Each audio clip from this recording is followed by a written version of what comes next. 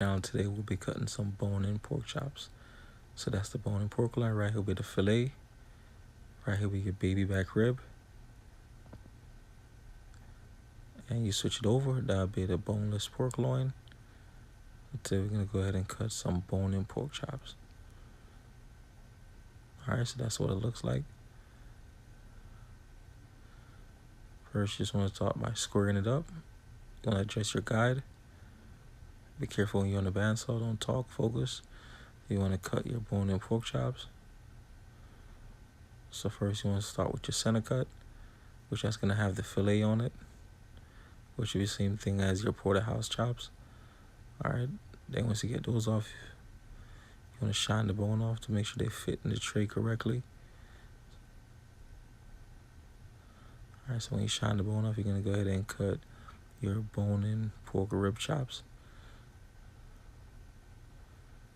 Alright, so now you're in the rib chops.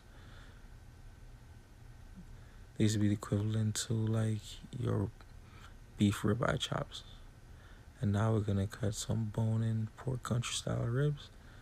These are going to be great on the grill because obviously they're from the blade part. It's going to have more flavor. So that's kind of what everything looks like. It doesn't come out really good on the grill. Like I say, you just want to square it to make sure everything is even.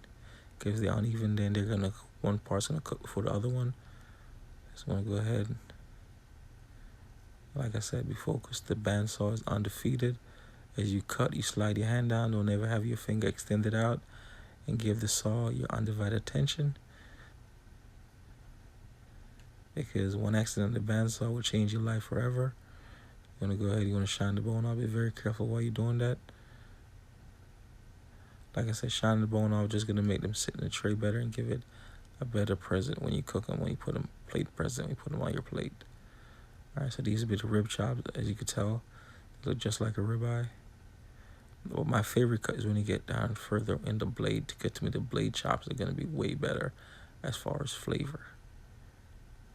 So there you go. You started to see, you got to get into the rib chops. Now we're going to go ahead and we're going to make some bone-in country style. So these right here will be your rib chops. As you can tell, they look just like, these are the best ones right here, the blade chops. That's what the blade chops look like. These are your center cut. Obviously, you could tell the difference between the blade and the center. There's no fillet on it. See, the fillet is missing, and that'll be the pork tenderloin. Alright, so that's the difference. Depends on which one you're looking for. To me, the centers are going to be more dry because they're more leaner.